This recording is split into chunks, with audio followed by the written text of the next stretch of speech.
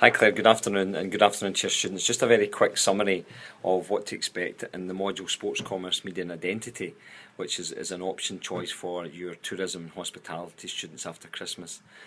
The themes of the module are as follows. We look at the role of commercialisation in sport and how it's changed in the last 50-60 years to obviously include new media, technology. There's a lot more spectator sport, and there's a lot more sport as tourism destinations, I think, through mega events. So right away, as I said to you before, there is a very close link to hospitality and tourism for most of the case studies, and I'll talk about that later on the module. We look at sport and tourism events, mega events, for example, Commonwealth Games, the Winter Olympics coming up, Formula One, World Cup, tennis, etc. We also look at the politics of sport, which is looking at the role of government and predominantly supporting sport and media and tourism strategies. For example, Commonwealth Games, Celtic Connections, the Homecoming, the Edinburgh Fringe Festival, for example, all acted, all government acting as guarantors in this particular process, and we'll look at why that's the case and the role of nationalism within that. And I think it's quite important. Obviously, we've got the yes or no vote coming up, and the Scottish Government have been very, very cute about supporting certain sporting tourism events and destinations that they think is going to let the public know that obviously Scottish identity is something that they're very interested in, and sport's got a role to play within that. We look at the role of governance as well, and we also look at social divisions, and I think I'd like to let your students know that we will look at social divisions in great detail. For example, when we have government policies on tourism, on sport, for example the National Park policy in the Cairngorms and Trossachs, why we would support Celtic Connections, the Homecoming, for example, in Edinburgh. We'll look at the groups of society who are actually excluded within these policies, and I think that is important, that we don't take for granted, or we don't always assume that government policies in sport and tourism are actually benefiting the whole population. So again, this would be a very good time for students to actually, academically question a lot of these policies and determine that the real contribution or value these policies have to Scottish society, if any, and we'll look at these things.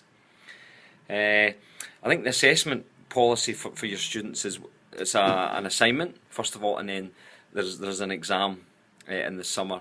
An exam typically is 2 questions from 7, and they tend to cover just as simply as the themes that we've covered in the module and things that I've just talked about.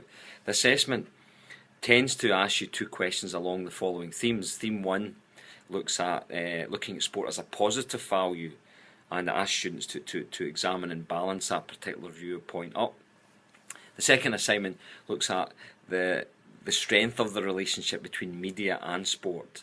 For example, do your students think it's a force for good, or can they provide examples where the media is actually not a good concept? It's actually used from a negative perspective.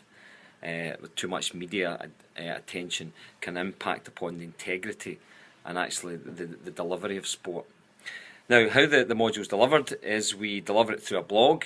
We also deliver it through GCU Learn, so we'll give obviously the standard information, the handbook, etc., and articles to the students, but we'll also have discussion blogs. We'll also have a Facebook site, which I have used to let students know of opportunities that are actually coming up in Scotland and in Glasgow for sport event tourism students. So that would be opportunities, that would be maybe conferences or one-off events, or maybe sports tourism destination events that the national parks tend to email about things that are coming up. So a whole hive of activity through those 3 or 4 different mediums. So students get access to lots of different information on this, and there's no excuse for them to keep up to date, and also to reflect or to feedback on blogs that I will give them during the week. So, as I said, a very good module. I mean, we've got lots of students who are actually paid, sports students who are paid for working in hospitality and tourism. And as I said to you before, I actually think your students would contribute enormously to this module, and it would be a very good mix of students, sports students, tourism and hospitality. I think there's great commonality between the 3 of them. Fun environment, that the students will like it. It's very relaxed, it's a very informal, relaxed environment, and as you would expect, we support the students enormously through their presentations. So hopefully that you'll have enough students after this presentation. It's not too cheesy for you guys to select Sports Commerce, Media and Identity. If there's any questions, you can email me through Claire, or you can get in touch with me through the number 0141 331 8485, and I'm in the office W704B. So hopefully you can select a module, and I'll see you all post-Christmas. Okay, thanks very much. Bye.